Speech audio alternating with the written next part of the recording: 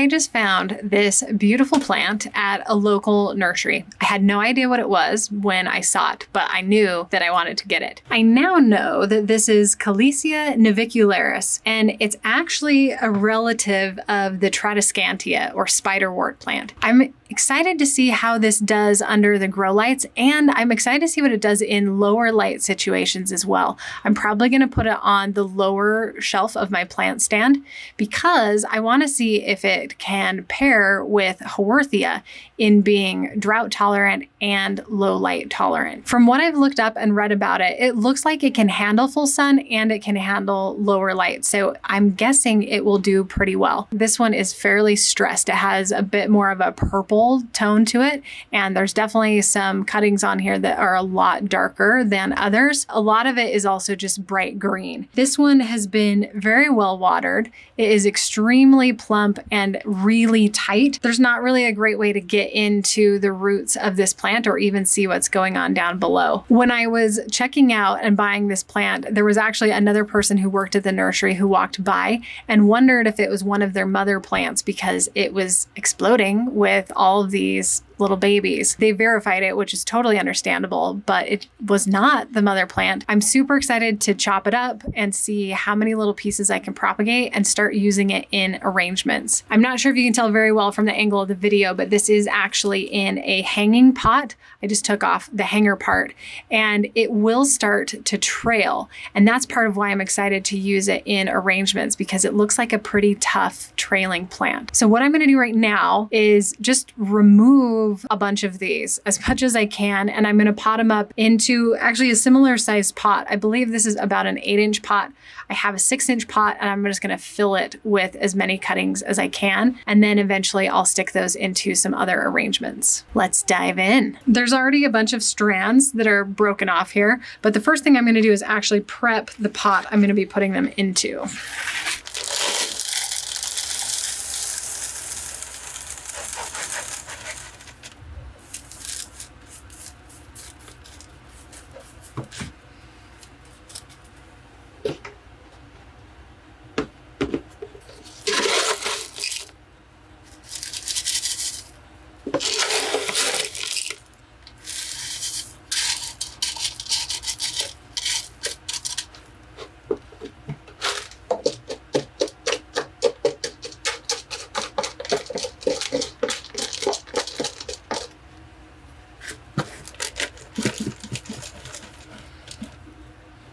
All right, so I filled this pot up most of the way with some recycled Bonsai Jack soil and then a fresh layer of Bonsai Jack. And then on the very top here, I actually have magic succulent soil from Just Suck It.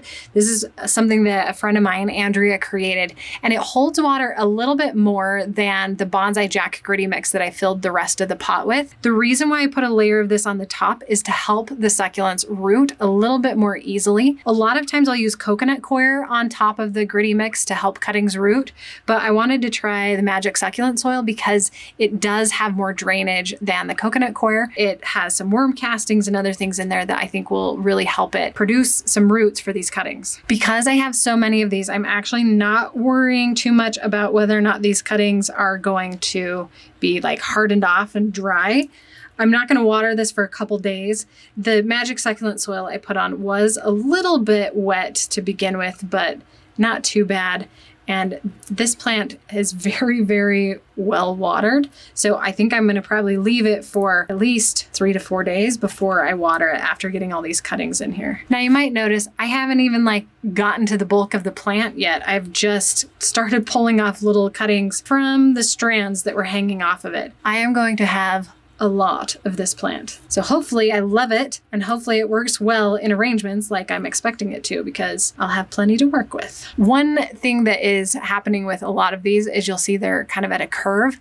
I'm going to plant them so that they'll hopefully grow upright and get some roots along that part of the stem where they're curved. And I'm just pulling these off of the stem. Nothing too fancy about it. I have actually already planted some of these from other strands that fell off. I'm going to try hanging that one over the edge, see what happens with it. But I have a collection of these, probably like 5 or 6, on a different propagation tray, just from strands that fell off before I brought it over here. I just really like the pattern on this. It's so geometric and yet still organic. The shape here reminds me a little bit of propeller plant or Crassula falcata. Here are some that are very dark purple, likely from getting plenty of light and not very much water. I don't even know where to begin with this. There's 3 little pieces here. I'll take that one off, plop it in.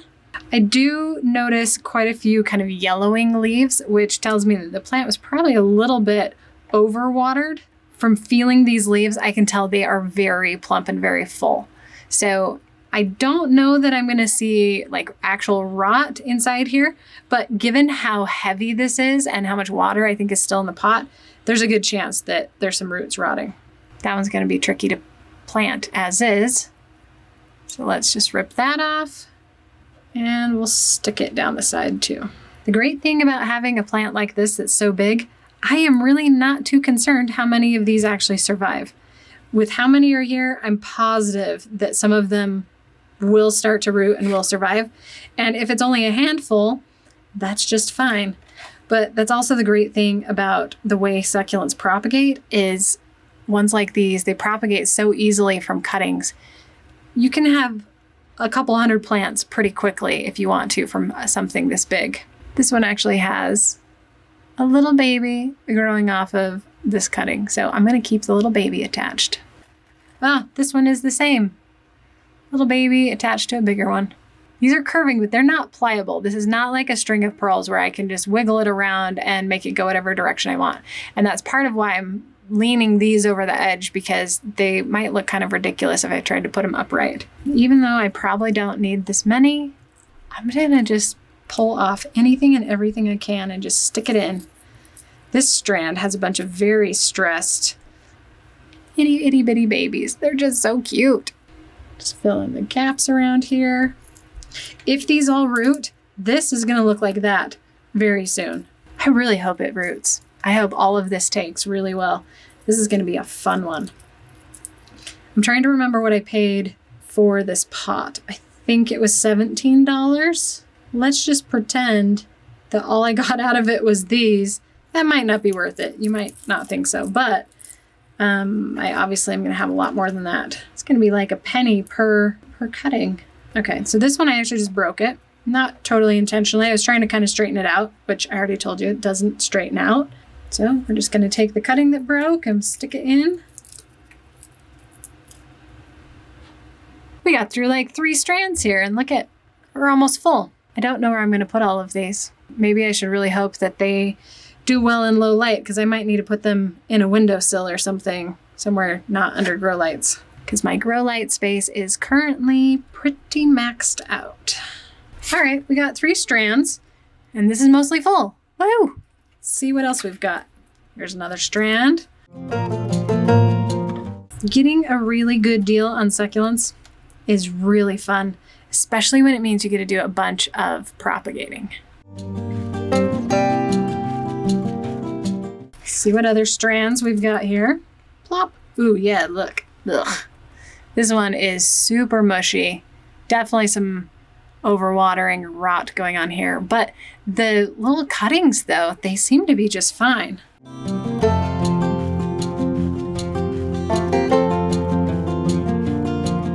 This is gonna be like the Energizer Bunny plant. It just keeps going and going and going. Can't miss that little guy. He's too cute. Here's another little baby on a baby.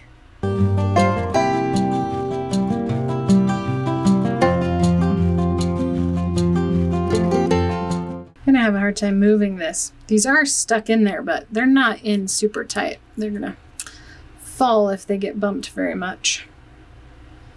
But we gotta maximize this space. Get as much in there as we possibly can. I'm sure I can squeeze more in, but my goodness, that's a lot of plants. 1, 2, 3, 4, 5, 6, 7. 1, 2, 3, 4, 5, 6, 7. So we've got like at least 50 to 80 plants in there, little cuttings. That's a lot. It's a lot. And check this out. You can't even tell. This is still overflowing. This is gonna be like a never-ending project. But I'm here for it. I'm excited about it. I'm gonna leave it at that for now, and I'll show you what I end up with at some point. But it's probably gonna be this, and I'm probably gonna let it just sit for a little while and see how these root. It's been just over 2 weeks and I have not done anything with this plant. It's been 2 weeks since I recorded the previous segment, and as you can see, this is really starting to get stretched out. I mean, look at that guy, super tall. I didn't do anything with this plant. It's been on the same table where I recorded the video for 2 weeks. It didn't get any light, maybe a little tiny bit just from the overhead lights, but no grow lights, no sunlight. But because the soil was wet, it was still growing and growing pretty quickly. The soil was wet when I got it, so it wasn't anything that I did. But I'm noticing there's a few segments that look like they're rotting a little bit. So today I am going to pull this all apart and finally get it at least torn apart and maybe replanted today. If not replanted today, in the next couple of days. But I'm going to just try and really get as much of the plant material off as I can, salvage what I can, and then see what the roots are like. A lot of the plant looks like this. So I noticed even when I brought it home that there were some sections that looked like it had been overwatered, and now they've kind of dried out and turned a little bit black.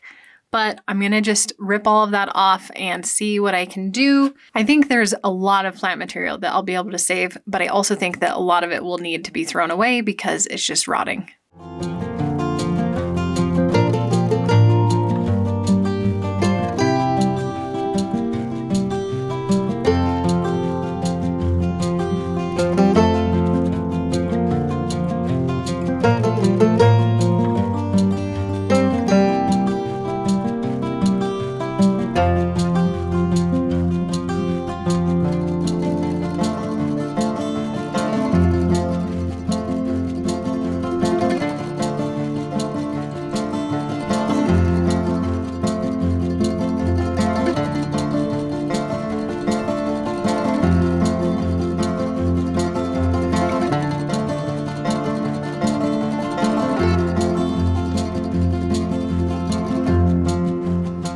As I'm going through, there's just a lot of plant material that is super soggy and mushy, and it's really all down to the roots too. So I'm having a hard time even figuring out what I want to do. So I'm just kind of going through and kind of tugging on some of these sections of plant.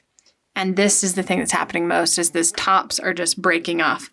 I think part of it is because it's stretched out, and then part of it is also because the plant is so rotten all the way down to the roots. But then you have these dried up stems that weren't touching the soil, and they are very stressed and compact. I think I'm just going to end up with a whole bunch of cuttings that I will let dry out and then repot them. I'm going to tip this on its side in just a second here and try and loosen it up and see if I can kind of pull it apart, see if there's any stems that are still good that are attached to roots. I don't have very high expectations. I do wish that I would have put this somewhere under grow lights because that would have helped it dry out a little bit faster. I think just this room in particular doesn't have a ton of airflow. The soil is so wet under here and the plant is so overgrown. I think it just didn't have any way for the air to dry out the soil. All right, here we go.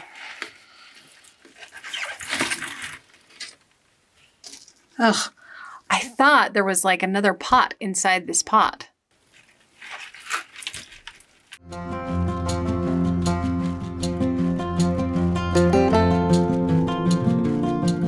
So it's really interesting to look at all of this from the root side of things. It's just a ton of individual plants.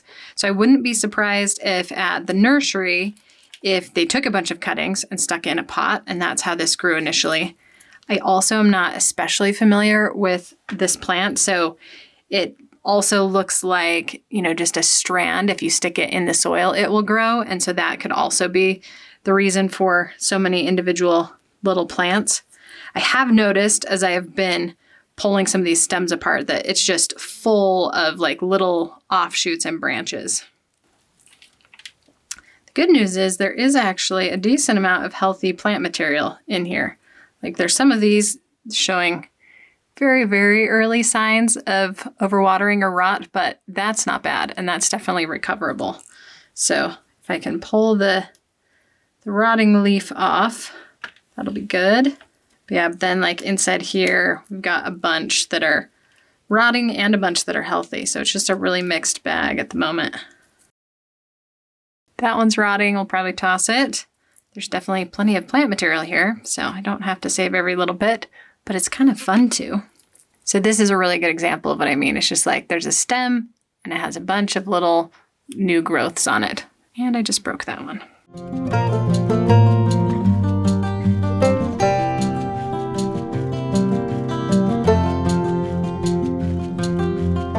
Here, this little white piece, that is actually a growth that hasn't made it out of the soil yet. It just hasn't gotten enough light to actually get some color to it. So pulling it apart and getting down to the soil was definitely a good idea. There's a lot of healthy plant material here that I think I would have accidentally broken off just because of all the stretched out parts and the rotting parts. Pulling on it definitely wasn't a great approach, but there was a lot of loose stuff when I first got the plant, so that was what made sense to start with. But now it's a lot easier to break these apart, and I can see like that one, the base isn't good, but I can pull this top off. Same here. And we have this piece that looks really good other than the stretching out. Especially for my growing climate, getting this into a grittier soil mix and having these all separated is going to be really beneficial for this plant. It's interesting though to see how you can have 3 all attached to each other and very different results. Like this one is super rotten through here, but these other 2, this one has a little bit of yellowing right there, but otherwise these other 2 are in good shape. And then you've got the new baby growing there. It's also interesting to me, in that other cluster, the baby was white. And in here, these babies are white, but they're starting to turn bright pink. So it's kind of cool to see the difference there.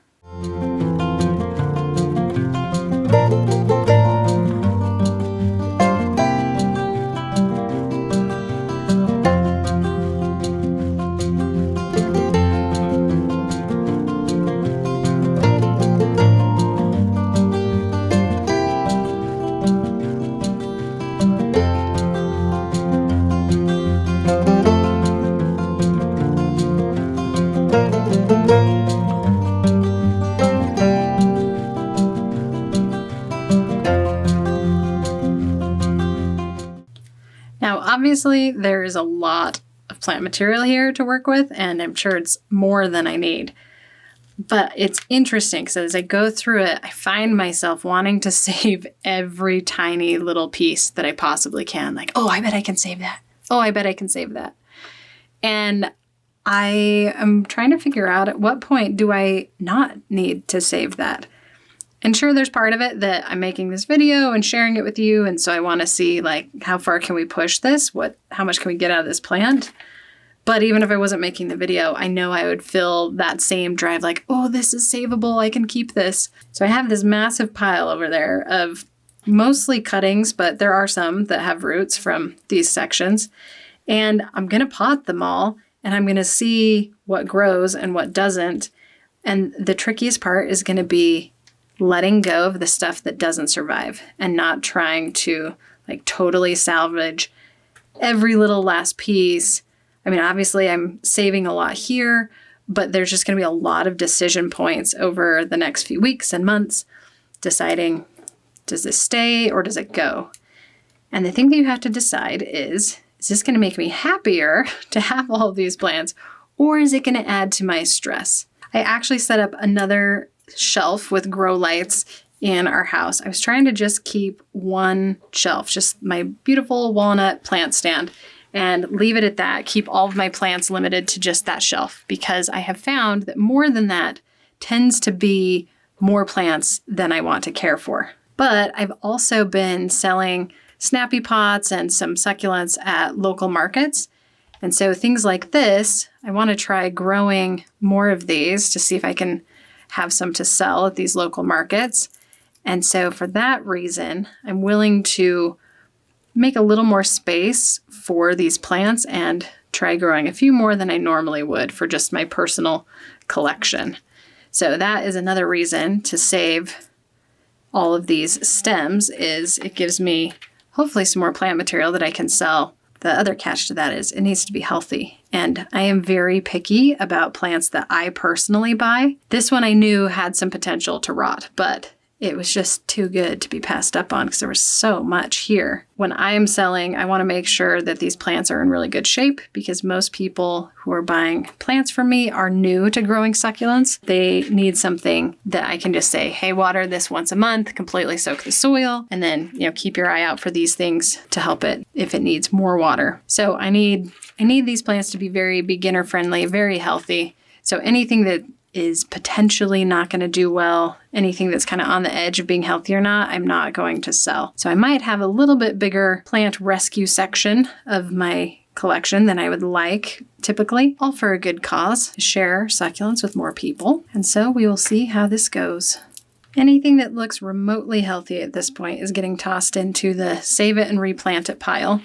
I will definitely need to let all of this dry out for a day or two before I plant it, especially where a lot of it was looking overwatered and, connected to parts that were overwatered. So this is going to be another few days before this project is done. And that's the thing with plants. You're pretty much never done. There's always something to do, for better or worse.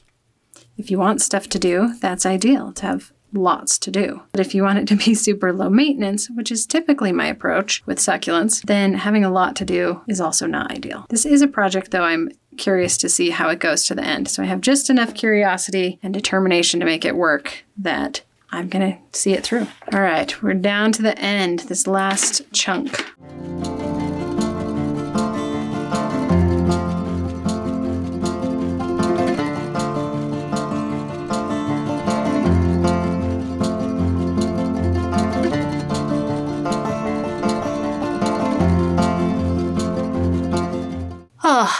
This is the very last section, and I am going to leave it all together and just plant it up like this because it's all very intertwined and connected here at the base.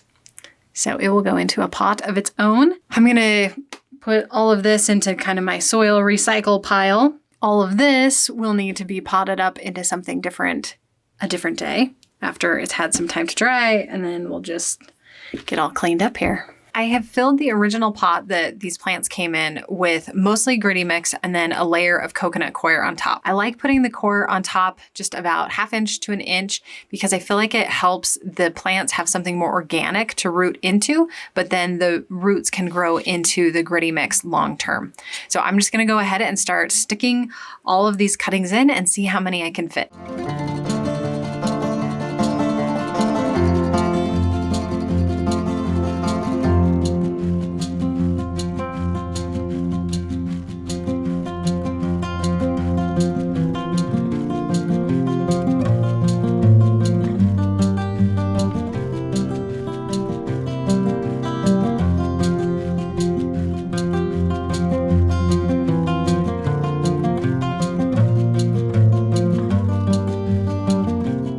A bunch of these with roots on them, so I'm going to put them in this pot and then fill it in once I've gotten most of them in with more gritty mix.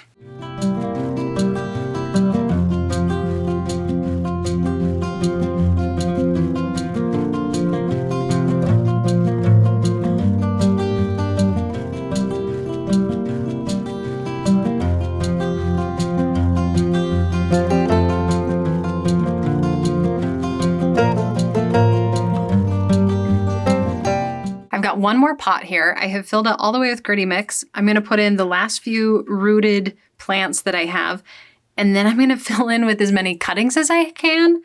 There are a lot of them though, so I don't think it's all going to fit in here, and I'm not sure how many more pots of this I will end up doing.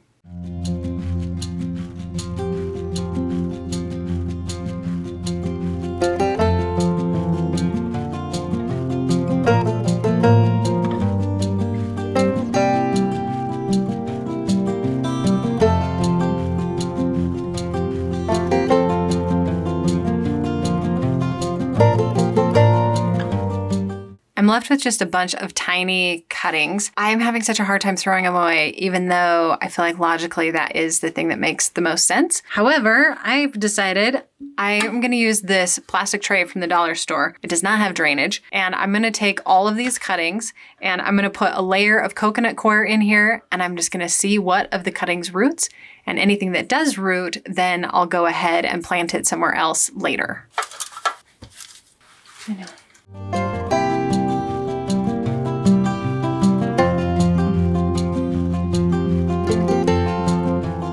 As you saw, I just kind of threw these in at the end because it's too much work to stand them all up, and I don't even know if most of them will survive. So we're just gonna give it a shot and see what happens. It has now been 90 days since I potted all of these cuttings from this plant, and I am both excited and surprised by the results. So this particular pot was most of the rooted cuttings, and they've done really well. But something interesting is the growth has stretched out. So I've not maintained compact growth very well on this one. It is sitting next to my plant stand. It's not actually on them. So the amount of light it's getting is not significant. It's getting some, but not enough to really maintain that compact growth. All three of these were cuttings, as was this little tray. Let's start with this one. This little tray, I ended up just throwing a bunch of random leaves into it. And I do have a few that look like they may have started rooting, but not a lot. There are a couple that have started growing a lot more, but interestingly, they haven't really rooted. So they're just growing from whatever they can absorb and use from the plant's leaves. The ones that were just laid flat on top really haven't done a whole lot. This one looks like it might be starting to get some roots. This has been watered about every 6 days. I was planning to water it more, but that has not happened with my passive-aggressive succulent watering schedule. So I'm gonna just leave this one. I might have my kids come in and maybe like stand all of these up and stick the ends in the soil. We'll see what happens.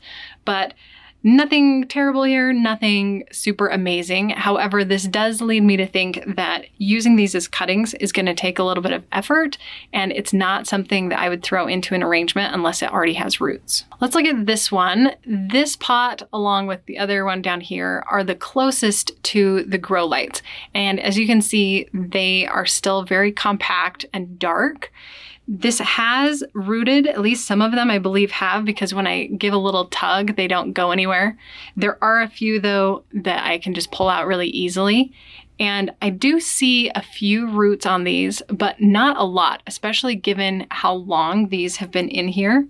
So again, this was about 90 days after I planted them, and these have been watered on average every 7 days. They are in a gritty soil mix, which doesn't always encourage the most root growth initially. It's better for root growth in the long run because there's plenty of space in between the particles of the soil for roots to spread out. I think over the next few weeks and months, they will definitely start to root and grow more. Plus, being close to the grow light, they should stay nice and compact. This little guy was on my plant stand, but it's on the what I call the Haworthia shelf, the lowest shelf. So it's not as close to the grow lights as the previous pot you just saw. Again, it's not rooting super well, especially given how long it has been in there. There are a lot though that have really just shot out new growth.